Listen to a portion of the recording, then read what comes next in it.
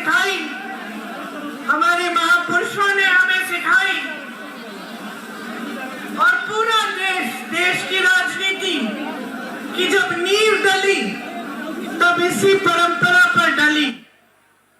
महात्मा गांधी जी ने भी यही सत्य का पथ पकड़ा था। हमारे पूरे जो स्वतंत्रता आंदोलन की नींव थी वह यही थी, सत्य, सच्चाई और देश और जनता की सेवा। लेकिन आज देश में क्या हो रहा है?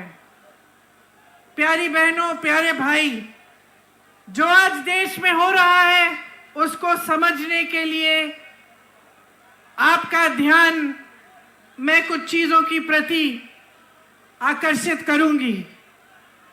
देश में जो राजनीति चल रही है, असम में जो राजनीति चल रही है, उसको आपको गहराई में समझना पड़ेगा।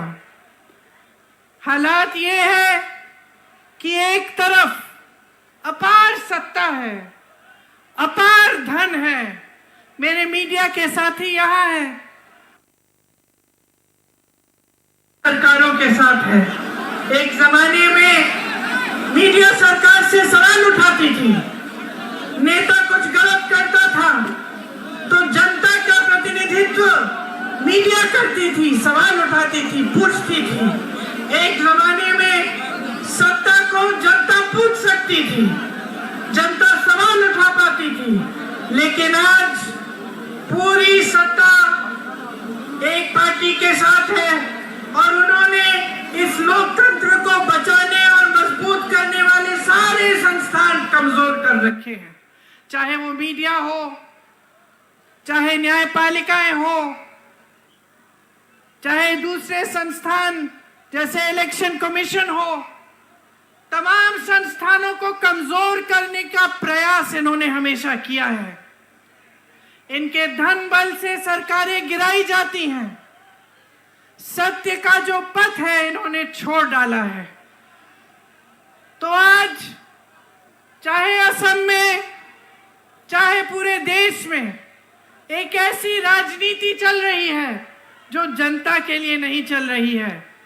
असम के अपने मुख्यमंत्री को देखिए और उनकी तुलना बाकी मुख्यमंत्रियों से कीजिए जो कांग्रेस के प्रदेशों में कांग्रेस की सरकारें चला रहे हैं। आप रेवंत रेड्डी से पूछेंगे कि रेवंत जी, तेलंगाना में आप क्या कर रहे हैं, तो वो आपको सारे काम गिनाएंगे। वो कहेंगे कि जो कांग्रेस पार्टी ने गारंटी दी थी चुनाव से पहले, उनको पूरा करने का काम कर रहा हूं। अगर आप आज कर्नाटका के सीएम से पूछेंगे कि आप क्या कर रहे हैं, तो कर्नाटका के सीएम आपको बताएंगे कि जो कांग्रेस ने गारंटी चुनाव से पहले दी उनको पूरा करने का काम कर रहे हैं। इसी तरह से जहां जहां कांग्रेस की सरकार है, आप वहां के सीएम्स को देखिए और आपको पता चलेगा कि सेवा के लिए समर्पित हैं। लेकिन यहाँ असम में माफियाओं का राज चल रहा है। भू माफिया, सुपारी माफिया, बालू माफिया, कोयले का माफिया, हर तरफ देखे तो वसूली और माफिया चल रही है। यहाँ पे सरकार जितने स्कैम करती है, चाहे वो किसान का संपदा स्कैम हो, या पीपीई किट पे स्कैम हो, या फ्लाईओवर का स्कैम हो, चाहे गाय की तस्करी जो खुलेआम हो रही है और कोई रोक नहीं रहा है, ये सारी चीजें चल रही हैं आपके प्रदेश में, लेकिन विकास का काम नहीं हो रहा है, आपका काम नहीं हो रहा है। यहाँ के सीएम के खिलाफ बड़े बड़े आरोप थे जब वो कांग्रेस पार्टी में थे, तब उनके खिलाफ एक बड़ा आरोप था। जैसे ही वो बीजेपी में शामिल हुए, वो सारे आरोप गायब हो गए। बीजेपी ने एक वॉशिंग मशीन बनाई है जिसके अंदर जिसको डालो, पहले वो भ्रष्ट कहते हैं, जो भ्रष्ट होता है दूसरी पार्टियों से लाके अपनी वॉशिंग मशीन में डाल के साफ कर देते हैं। तो ये सबसे पहले इन्होंने आपके ही सीएम के साथ किया, और ये मिसाल बन गया पूरे देश के लिए कि एक तरफ ये कहते हैं कि भ्रष्टाचार हो रहा है और दूसरी तरफ जो भ्रष्ट है उसको अपनी पार्टी में ले लेते हैं और सारे आरोप सारे के सब थम जाते हैं, ठंडे बस्ते में डाले जाते हैं। यहाँ पे जो सरकार है उसका ध्यान आप पे नहीं है, अपने बिजनेस पे है। कहाँ से बिजनेस होगा, कहाँ से कमाई आएगी, कहाँ पे कौन सी माफिया चल रही है, उसके साथ साठगांठ करना, यही इस सरकार का काम हो गया है। लेकिन इस बीच आप मुझे बताइए मेरे भाइयों, आपकी कितनी बड़ी बड़ी समस्याएं हैं। आज आप सब यहाँ पे बैठे हैं, मेरे नौजवान साथी यहाँ पे हैं, बताइए कितनों के पास रोजगार है? ऐसे हाथ उठा के बताइए। रोजगार मिला है? नहीं मिला है। किसी को, एक जने को तो मिला होगा, किसी को रोजगार नहीं मिला। बहने, किसी को रोजगार नहीं मिला है, क्योंकि सरकार का पूरा ध्यान अपने स्वार्थ पे है।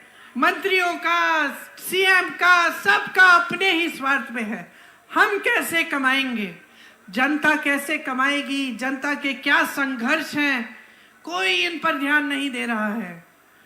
आज बेरोजगारी इतनी ज्यादा बढ़ गई है, 45 सालों में सबसे ज्यादा बेरोजगारी आज हमारे देश में है।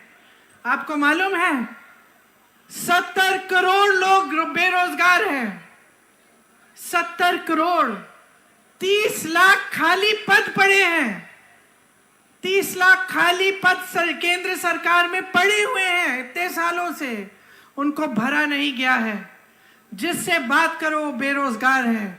आप सबने मेहनत से पढ़ाया लिखाया, बहुत मेहनत की, कोई खेती करता है, कोई मजदूरी करता है, कोई जॉब करता है, किसी के पास छोटी दुकान है। आप सब क्या चाहते हैं अपने बच्चों के लिए? आप उनको बड़ा बड़ा करके उनके भविष्य को बनाना चाहते हैं, है कि नहीं? पढ़ाते लिखाते किस लिए हैं? पूरी हिम्मत डालते हैं आप कमाई में, ताकि बच्चे बड़े होकर अपनी लाइफ बना पाए, अपनी जिंदगी बना पाए और उनका भविष्य अच्छा हो। लेकिन आज चाहे जितना भी काम आप करें, चाहे परिवार में आप काम कर रहे हैं, महिलाएं चाय के बगान में काम कर रही हैं, पुरुष मजदूरी कर रहे हैं, किसी का कहीं पे जॉब लगा हुआ है, फिर भी कमाई पूरी नहीं हो रही है। ये सच है कि नहीं? फिर भी जब आपको दुकान जाना पड़ता है कुछ खरीदने के लिए तो घबराहट होती है। जब कोई बीमार पड़ता है तो पूरे परिवार पे संकट आ जाता है कि कैसे इलाज कराएंगे।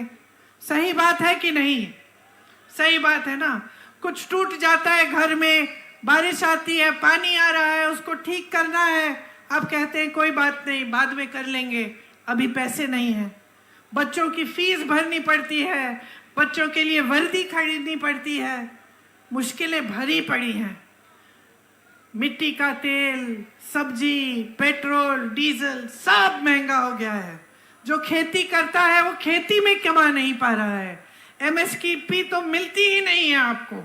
और खेती में जितने भी सामान आप इस्तेमाल कर रहे हो आज, सब पे जीएसटी लगा लगा के उनको महंगा कर दिया है। बाढ़ आती है, बारिश आती है, बाढ़ में आपको कोई मदद नहीं मिलती, आपकी जमीनें चली जाती हैं पानी के नीचे, मुआवजा नहीं मिलता है समय पे, कोई पूछने वाला नहीं है। ना आपकी असम की भाजपा की सरकार पूछ रही है और ना मोदी जी की केंद्र की सरकार। आपके यहाँ भाजपा के कार्यकर्ता आते हैं, कहते हैं फॉर्म भरो, मेरी बहनों को कहते हैं फॉर्म भरो, नहीं तो वोट दो, नहीं तो 1200 रुपए नहीं मिलेंगे, कहते हैं ना। आए हैं ना फॉर्म भरने? आप अगली बार आएंगे ना आपके घर तो आप उनसे पूछिए 1200 रुपए से आज क्या मिलता है? एक सिलेंडर भी नहीं मिलता है, समझे आप? आपको 1200 रुपए देने की बात कर रहे हैं। आज आपको 1200 रुपए में उन्होंने ये स्थिति बना दी है आपकी कि आपको एक सिलेंडर नहीं मिलेगा, कुछ नहीं खरीद पाओगे उस 1200 रुपए में। फिर भी आपके घर आके आपको धमकाते हैं, कहते हैं वोट दो, फॉर्म भरो, नहीं तो 1200 रुपए नहीं मिलेंगे। आपको मालूम है कि कांग्रेस पार्टी की गारंटी है, कांग्रेस पार्टी की गारंटी है कि मेरी बहनें, जो परिवार में सबसे बड़ी महिला है, उसको 8,500 रुपए हर महीने, साल में 1 लाख रुपए आपको मिलेंगे। क्योंकि बोझ आप उठाती हो। मैं महिला हूं, मैं समझती हूं, महिला चाहे बड़े घर की हो, चाहे छोटी घर की हो, चाहे गरीब हो, चाहे बहुत रईस हो, महिला हमेशा समाज का बोझ भी उठाती है और समाज की परवरिश भी करती है। नई पीढ़ी को तैयार करने वाली मेरी बहन मेरी महिला है, सबसे ज्यादा मेहनत करने वाली महिला है। काम पे जाती है, खेती में जाती है, नौकरी करती है, मजदूरी करती है, तो घर आकर बच्चों को देखती है, घर आकर खाना पकाती है, घर आकर सबकी देखभाल करती है। जब तक आप सब सो जाते नहीं हो, जब तक पूरा परिवार चैन से नहीं सोता, तब तक मेरी बहनें नहीं सोती हैं। और इस सरकार में उनके लिए कुछ नहीं है, सिर्फ ऊपरी बातें। मोदी जी कहते हैं हमने महिलाओं के लिए आरक्षण कर दिए। कौन से आरक्षण? 10 सालों के लिए वो आरक्षण सच्चाई ही नहीं होंगे, लेकिन उन्होंने हर जगह इवेंट बनाए, बड़े बड़े मंचों पर गए, उनको माला पहनाया गया, कहा गया कि महिलाओं के लिए वो कर रहे हैं। लेकिन असलियत ये है कि आपको 5 किलो राशन और 1200 रुपए पकड़ाकर ये कहते हैं कि बस चुप रहो, इतना मिलेगा तुम्हें, बस और कुछ नहीं मिलेगा। महिलाओं को आत्मनिर्भर करने के लिए, अपने पैरों पे खड़े करने के लिए कुछ नहीं किया। कांग्रेस पार्टी चुनाव में गारंटी दे रही है और चुनाव के बाद देखना, जैसे हमने अपने प्रदेशों में सारे गारंटी लागू किए हैं, हम ये भी लागू करेंगे कि 50% मतलब आधी नौकरियां जितनी भी केंद्र सरकार में है, आधी महिलाओं को मिलेगी। ये लोग महिला सुरक्षा की बात करते हैं। आपने देखा होगा कर्नाटका में क्या हो रहा है। इनके पार्टी के साथ लगे हुए लोग, ऐसी हरकतें इन्होंने की हैं, ऐसे अपराध किए हैं, हजारों वीडियो निकले हैं। और क्या पता चला कि जिसने अपराध किया उसके साथ मोदी जी मंच पे खड़े होकर उसके लिए वोट मांग रहे थे। मंच पे खड़े होकर मोदी जी ने कहा कि इनको वोट दीजिए, ये हमारे को, इनको जिताइए। वही अपराधी देश से भाग के निकल गया, किसी ने रोका नहीं। बहनों और भाइयों, मोदी जी ने नहीं रोका, उनके अमित शाह जी ने नहीं रोका, उनको निकलने दिया। जहां जहां महिलाओं पे अपराध हुआ है, चाहे हाथरस में यूपी में हुआ, मैं गई थी उस महिला के घर, उसकी मां रो रही थी, उसकी बच्ची 19 साल की थी, उस समय मेरी बच्ची भी 19 साल की थी। उसके साथ सारी गलत हरकतें करके उसको जलाया गया, माता पिता को उसका शव भी नहीं देखने दिया। उसके बाद उन्नाव में ऐसा हादसा हुआ एक महिला के साथ, उसको भी जला दिया गया। ये लोग कुछ नहीं बोले, मोदी जी कुछ नहीं बोले, बल्कि इन्होंने अपराधियों को बचाने का काम करवाया। जहां जहां अपराधी थे सबको बचाया, उनको उनकी रक्षा की गई सरकार से। लेकिन महिला की सुरक्षा के बारे में ये लोग बात करते हैं। ये लोग आकर आपको कहते हैं कि हम महिलाओं की सुरक्षा करेंगे। किस मुंह से करेंगे बहनें, किस मुंह से? हाथरस में नहीं की, उन्नाव में नहीं की, मणिपुर में एक जवान की बीवी को निर्वस्त्र करके सबके सामने चलाया गया। सबने वो वीडियो देखा कि नहीं? सबने देखा। मोदी जी ने देखा होगा ना, अमित शाह जी ने देखा होगा ना, तो चुप कैसे हो गए? बचाने नहीं आए, कोई कार्रवाई नहीं हुई, आंख मूंदी, मुंह इस तरफ फेर लिया। पूरा देश देख रहा था, महिला को बचाने नहीं आए। जहां जहां अपराध हो रहा है वो अपराध होने दे रहे हैं। ओलंपिक की हमारी मेडलिस्ट थी, जब मेडल जीत के आई, मोदी जी के घर गई, मोदी जी ने बुलाया उनको चाय पिलाई, उनके साथ फोटो खिंचाई। सारी मीडिया में ने लिखा, देखो मोदी जी के काल में इंडिया मेडल लेके आ रही है ओलंपिक से। जब वही महिला सड़क पे उतरी, जब उसी महिला ने कहा कि मेरे साथ गलत हुआ है, मेरे साथ गलत हुआ है, मोदी जी मेरी मदद कर दीजिए, जो आपकी पार्टी में नेता है उसने किया है, तो मोदी जी ने एक लफ्ज नहीं कहा। वो बच्ची बैठी रही सड़क पे, मैं उस बच्ची से भी मिली, मैंने उससे बात की, उसने कहा मुझे कुछ नहीं चाहिए, मुझे न्याय चाहिए दीदी। लेकिन मोदी जी ने न्याय नहीं दिया, अपने घर से नहीं निकले। वही हालत जो महिलाओं की है, वही हालत किसानों की। किसानों ने आंदोलन किया, मोदी जी अपने घर से नहीं निकले। 600 किसान शहीद हुए, मोदी जी ने एक लफ्ज नहीं बोला, मिले तक नहीं कि उनकी सुनवाई हो जाए, कि वो जो काले कानून, किसानों को खत्म करने वाले कानून थे, उनको ये हटाएं। आज चाय के बागानों में आप मजदूरी करते हैं। मैं पिछली बार चुनाव में आई थी, मेरे ख्याल से 2 साल गुजर गए होंगे। उस समय से समस्या थी कि आपका जो वेतन है वो बढ़ाया ही नहीं गया।